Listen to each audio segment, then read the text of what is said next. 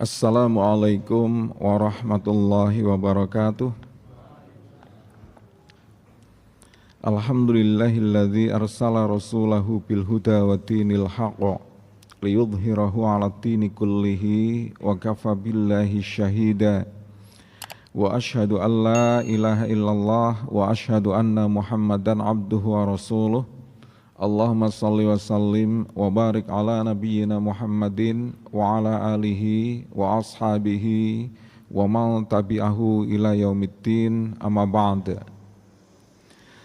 Bapak Ibu para jamaah sedaya ingkang dipun rahmati dening Allah, sesarengan boten kesupen kita ngunjukaken syukur kita wonten ngarsanipun Allah.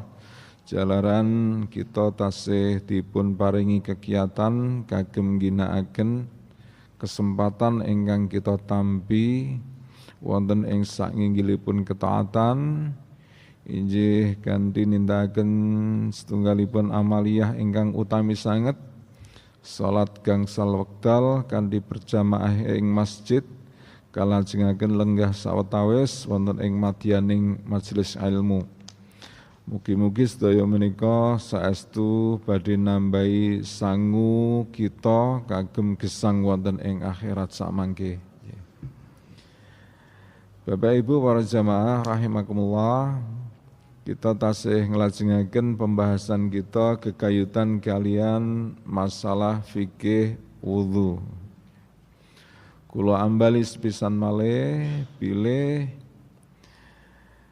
kita anggenipun bahas masalah fikih ibadah menika ngagem pendekatan muqaranah.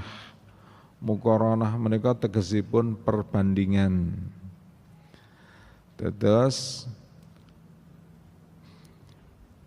kita anggenipun bahas menika kanthi banding-bandingaken pemanggih-pemanggih para ulama, pemanggih-pemanggih madhab ngengingi setunggaling perkawis ibadah. Wonten ing mriki ngengingi perkawis wudu menika.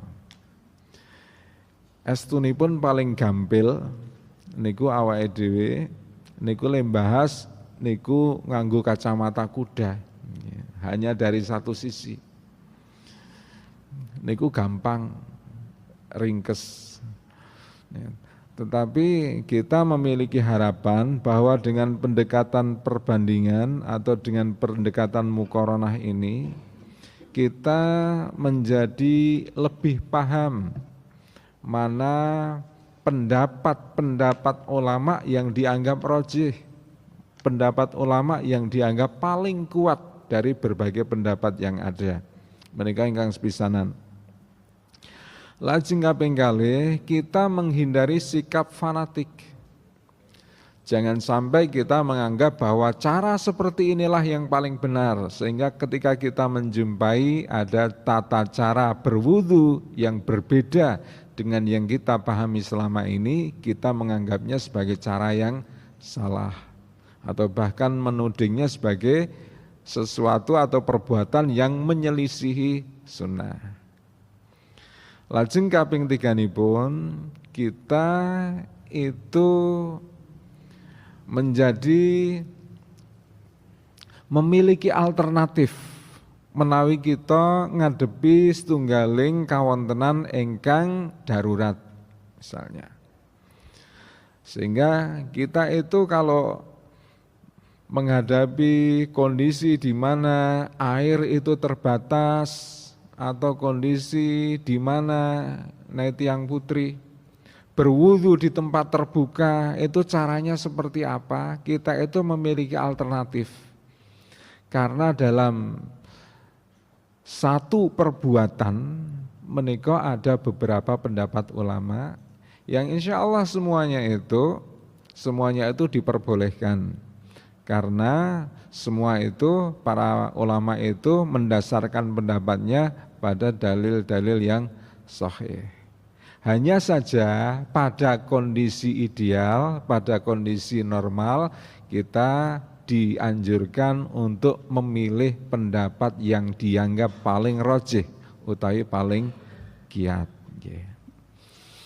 Kalau wingi kita sampun membahas ngengingi rukun wudhu yang ketiga, yakni mengusap kepala. Nah, terkait dengan masalah mengusap kepala menika, kalau ini sampun kula aturaken, di sini masalah ngusap sirah kemawon nggih. Para ulama itu berselisih pendapat dalam masalah ini.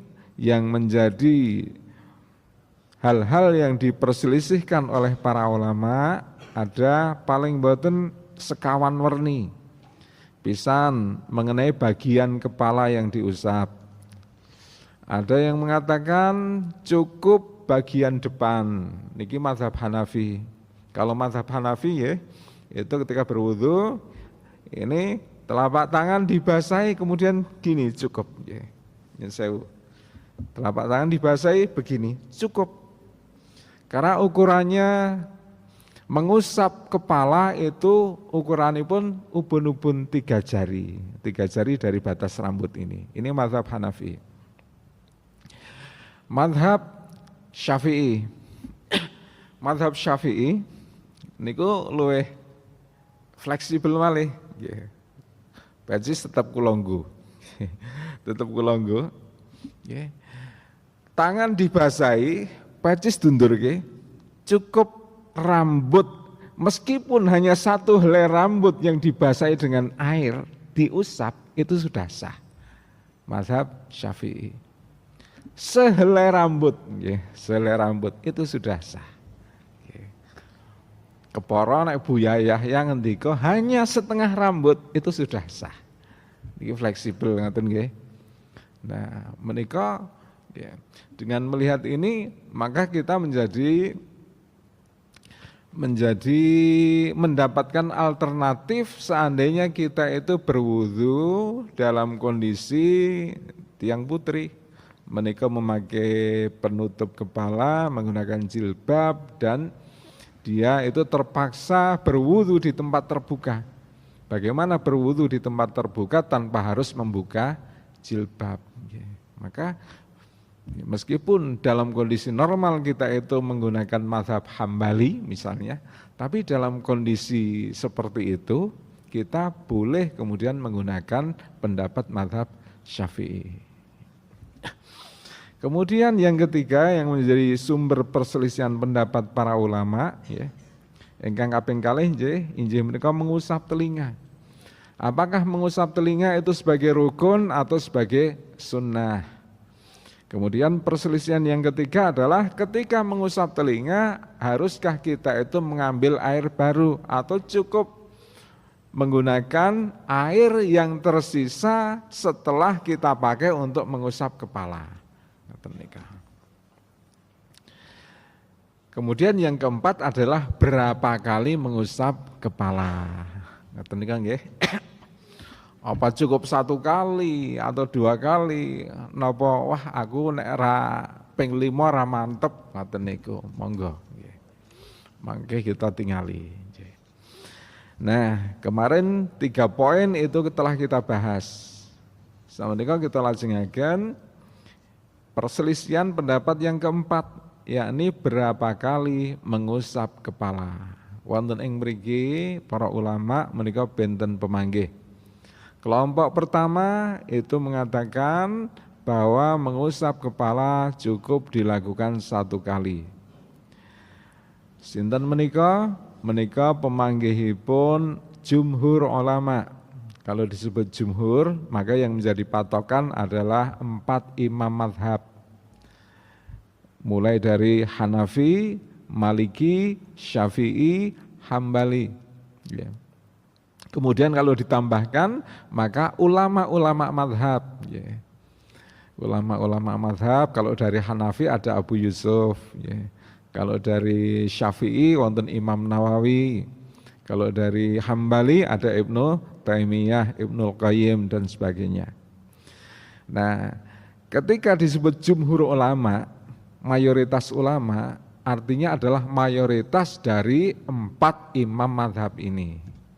Mila wonten ing mriki ketika disebutkan bahwa mayoritas ulama atau jumhur ulama itu berpendapat bahwa mengusap itu 1 kali, maka kebanyakan imam mazhab itu berpendapat seperti itu. Dipun sebataken nasal Hanafiyah wal Malikiyah wal Hanabilah ala annal masha ala ra'si yakunu marratan wahidah.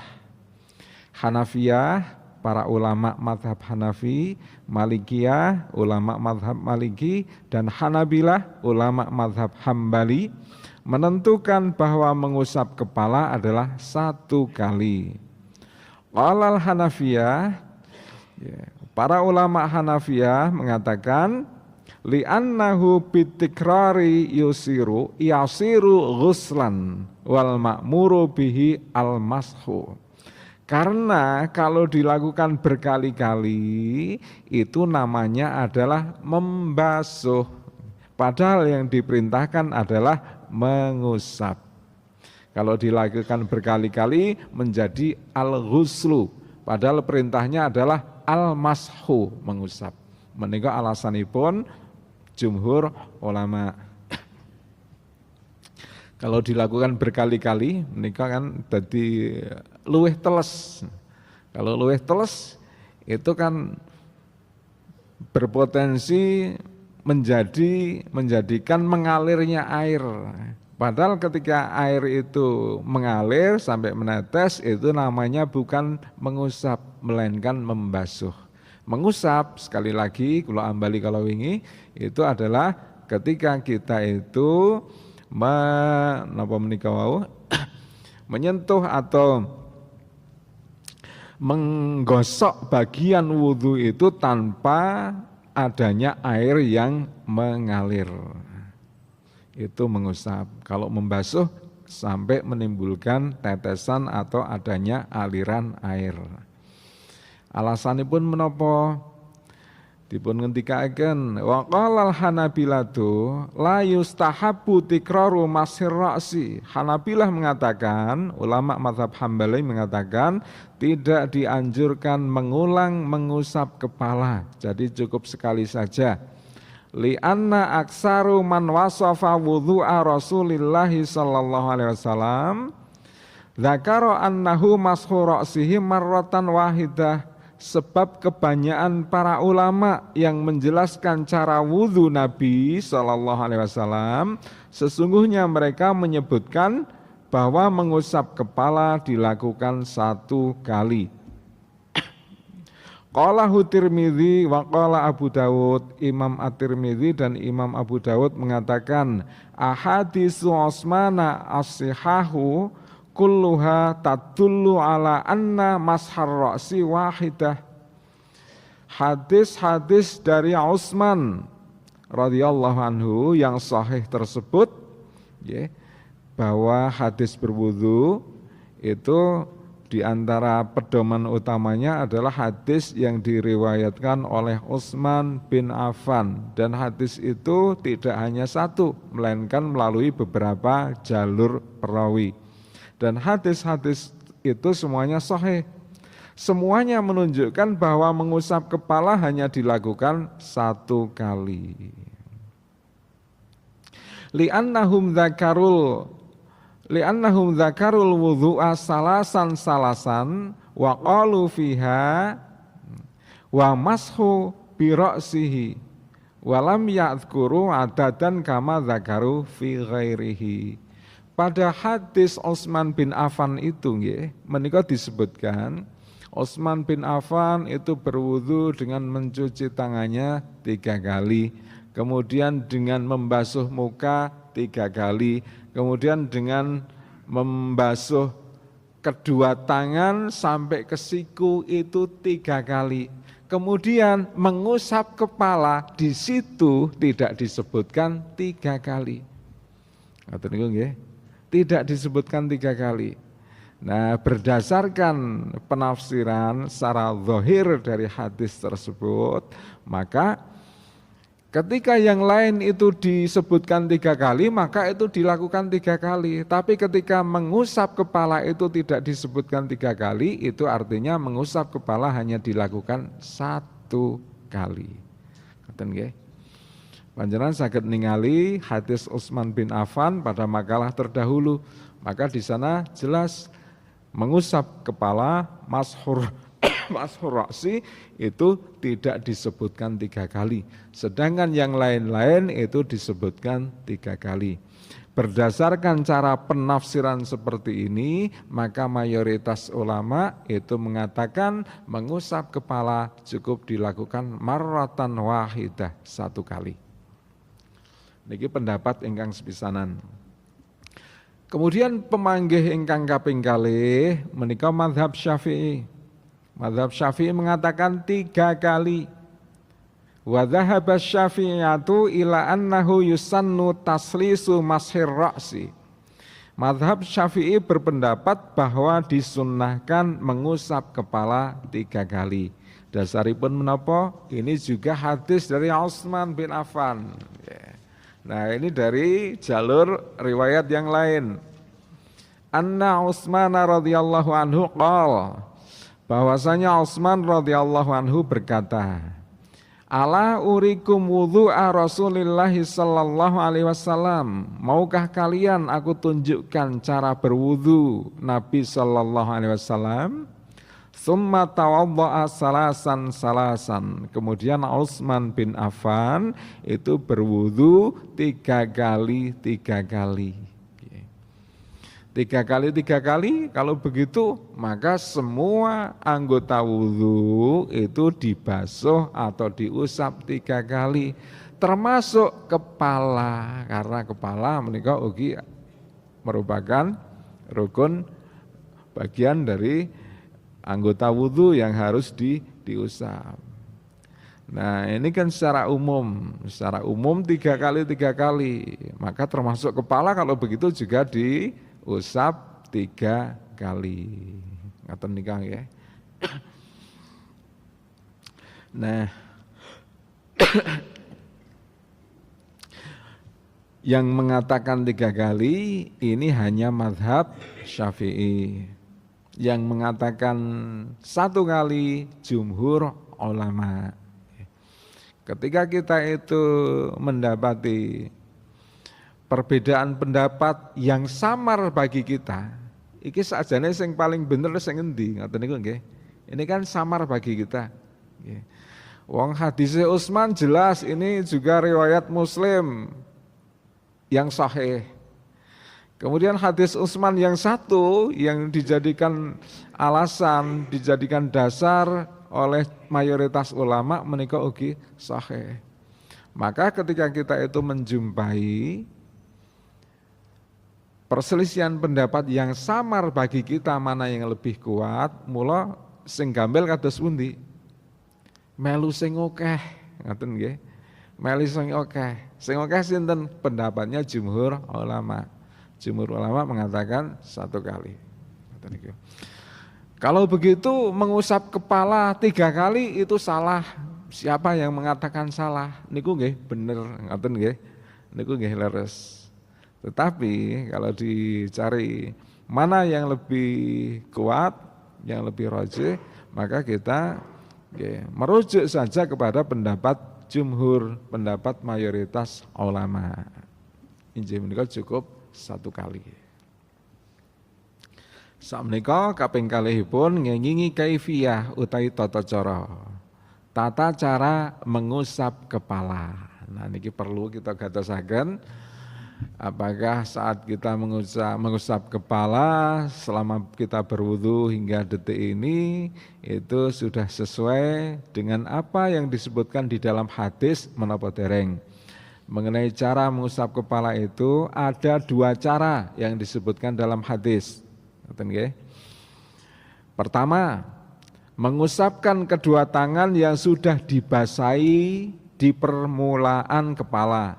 Permulaan kepala berarti bagian depan ubun-ubun, dari depan hingga ke belakang. Dari depan hingga ke belakang itu sampai ke tengkuk. Kemudian kembali lagi ke bagian depan kepala, ke belakang, terus kemudian ditarik lagi ke depan. Mereka cara yang pertama didasarkan kepada hadis dari Abdullah bin Zaid ketika ditanya oleh seseorang, atastati'u anturiyani kaifa kana Rasulullah sallallahu alaihi wasallam yatawadda, bisakah engkau perlihatkan kepadaku bagaimana Nabi itu berwudu? Ini seseorang bertanya kepada Abdullah bin Zaid. Kemudian faqala Abdullah bin Zaid, maka Abdullah bin Zaid menjawab, "Naam, ya saya tunjukkan." Fada'a bima'in, maka Abdullah bin Zaid itu minta air. Fa'afragha ala yadaihi, lalu ia menuangkan air pada kedua tangannya. Faghassala marratain, lalu beliau Abdullah bin Zaid itu membasuhnya 2 kali. Ngaten nggih? 2 kali. Kita mendapatkan perspektif baru di sini, ya, pandangan baru di sini. Membasuhnya 2 kali, membasuh tangan menika. Summa madmadha wastasara salasan, kemudian berkumur-kumur dan menghirup air ke hidung, dikeluarkan kembali 3 kali. Summa ghassala wajhahu salasan, kemudian beliau itu membasuh wajahnya 3 kali. Summa ghassala yadaihi marratain, kemudian beliau itu membasuh kedua tangannya ila mirfaqaini sampai ke siku berapa kali? 2 kali. 2 kali. Summa masaha ra'sahu biyadaihi, kemudian beliau mengusap kepalanya dengan kedua tangannya. Fa'aqbala bihima wa adbara bada'a bimuqaddamir ra'sihi, dan beliau itu mengusap kepalanya dengan kedua tangannya dimulai dari bagian depan dan menariknya kembali sampai bagian hatta dhahaba bihima ila faqahu, sampai bagian tengkuk. Summa raddahuma ilal makanil ladzi bada'a minhu, kemudian beliau itu mengembalikan tangannya itu ke permulaan mengusap, artinya dikembalikan ke depan lagi. Summa ghassala rijlaihi, kemudian beliau itu membasuh kedua kakinya. Ini hadis diriwayatkan oleh Al-Bukhari. Kalau Al-Bukhari kados pundi status hadisnya sahih tentu. Dan di sini kita mendapatkan menapa menika wau cara pandang baru, bahwa ternyata dalam hadis ini ketika kita membasuh anggota wudhu tidak harus seragam, kudu 3-3, tapi ada yang 2, ada yang 3. Mencuci tangan 2 kali, membasuh muka 2 kali, 3 kali, berkumur-kumur dan menghirup air ke hidung 3 kali. Tapi ketika membasuh tangan sampai ke siku ini masing-masing 2 kali, mboten 3 kali. Oh, kalau begitu seandainya kita itu berwudu, ketika membasuh anggota-anggota wudu niku etungane mboten telu-telu, mboten seragam telu-telu, ada yang 2 kali, ada yang 3 kali, itu ternyata sah, dan ini juga sesuai dengan apa yang disebutkan dalam hadis Bukhari. Nah, tapi titik tekan kita adalah pada cara menika wau. Cara yang pertama adalah menika wau, membasahi dengan air kemudian ditarik ke belakang sampai tengkuk, kemudian dikembalikan lagi ke depan. Niki cara yang pertama. Anten boten sing ketika mengusap kepala ke belakang sampai tengkuk mboten bali ke depan lagi, enten mboten? Enten, Bagaimana seandainya demikian? Bagaimana seandainya ke belakang terus langsung telinga? Maka di sini ada catatan, jika dilakukan dengan mengusap kepala ke belakang tanpa ditarik lagi ke depan, lalu dilanjutkan dengan mengusap telinga, maka wudhunya sah. Kenapa? Karena perintahnya adalah mengusap kepala. Wudhunya sah, hanya saja ini tidak sesuai dengan apa yang ditunjukkan oleh Rasulullah dalam hadis. Kurang sesuai dengan sunnah, tapi sah karena sudah mengusap kepala. Menika cara ingkang sepisanan. Lajeng cara ingkang kaping kalih inggih menika mengusap semua kepalanya, akan tetapi sesuai dengan arah rambut, yaitu ketika mengusap tidak mengubah rambut dari posisinya. Niki nek sing pun napa jenenge pun rekoso lenata rambut ngoten nggih. Wis nang salon larang-larang nggo wudu mangke tatanan rambutnya bisa rusak. Eman-eman. Nah, maka bagi yang seperti ini itu ada alternatif. Berdasarkan hadis dari Ar-Rubai binti Muawidh. Anna Rasulullah sallallahu alaihi wasallam tawaddaa indaha famasahar ra'sa kullahu min qarni sya'ri kulla nahiyatin limun sabi sya'ri la yuharriku sya'ra an hayatihi. Rasulullah sallallahu alaihi wasallam berwudu di sisinya di samping Ar-Rubai binti Muawidh. Beliau mengusap semua kepalanya, bukan dari ubun-ubunnya. Ubun-ubun kepala bagian atas menika, bukan dari depan, tapi dari kepala bagian atas menika ke setiap sisi sampai kepala bagian bawah, tanpa membuat rambutnya berubah dari keadaan semula. Terus tidak harus dari depan ke belakang,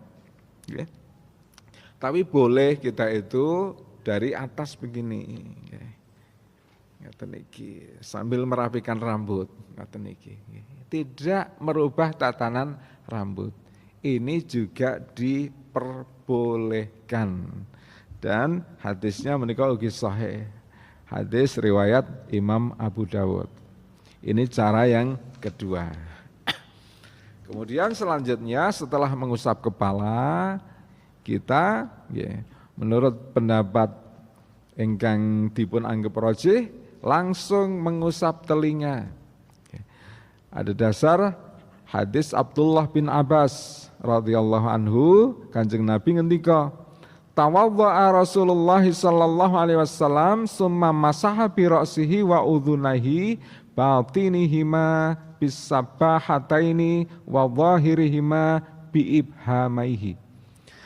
Rasulullah sallallahu alaihi wasallam berwudu, kemudian beliau mengusap kepalanya dan kedua telinganya, bagian dalam telinga dengan jari telunjuk dan bagian luar dengan jempol. Terus kados pundi? Ngeten nggih. Ini bagian ini jari telunjuk sini, ini jempol bagian luar telinga. Jadi begini. Sampai tengkuk ke depan langsung begini, ini masuk sini. Ini jarinya ini mengikuti napa alur yang ada di telinga niki, ngeten nggih. Ngeten, baru kemudian jempolnya ngeten seret. Nah, ini cara mengusap telinga. Juga disebutkan dalam hadis yang lain dari Abdullah bin Amr radhiyallahu anhu, fa adkhala isba'aihi sabbahataini fi udhunaihi wa masaha bi ibhamaihi ala dhahiri udhunaihi wa bisabbahataini batina udhunaihi. Beliau memasukkan kedua jari telunjuknya di telinganya, lalu beliau mengusap bagian luar telinga dengan jempolnya dan beliau mengusap bagian dalam telinga dengan telunjuk. Niki rada butuh latihan, terutama bagi anak-anak kecil itu nggih. Ben le wudu saat mengusap kepala niku bener. Mboten mung dipyak-pyak waton teles. Kemudian tidak boleh dibalik dengan cara mengusap telinga sebelum kepala. Imam Nawawi mengatakan wa'lam anna masal udhunaini ba'da masir ra'si falau qaddamahu alaihi fadhahiru kalamil ashabi annahu la yahsulu lahu masul udhunain li'annahu fa'alahu qabla waktihi. Ketahuilah, pahamilah bahwa mengusap kedua telinga harus dilakukan setelah mengusap kepala. Jika ada orang yang melakukannya sebelum mengusap kepala, maka pada umumnya dipahami oleh ulama mazhab Syafi'i dan seluruh ulama yang lain, itu tidak dianggap, tidak dinilai sebagai mengusap telinga karena dia melakukan sebelum waktunya. Mengusap telinga dilakukan setelah mengusap kepala. Sehingga kalau mengusap telinga dulu berarti melakukan sebelum waktunya. Dan ini ya, dianggap tidak sah. Nah menika nggih Bapak Ibu berjamaah rahimakumullah, ngingingi cara mengusap kepala. Yang diusap nek rambutnya gondrong, rambutnya panjang termasuk wanita, niku yang diusap seluruh rambutnya napa gundule tok. Yang diusap itu hanya kepala. Karena yang diperintahkan adalah mengusap kepala. Sehingga ketika seseorang itu rambutnya panjang, baik laki-laki maupun wanita, maka dia cukup mengusap kepala itu atau mengusap rambut yang ada di bagian kepala. Rambutnya panjang tidak perlu diusap sampai perlu diusap sampai belakang, sampai ujung rambutnya, mboten perlu, cukup rambut yang ada di bagian kepala menika.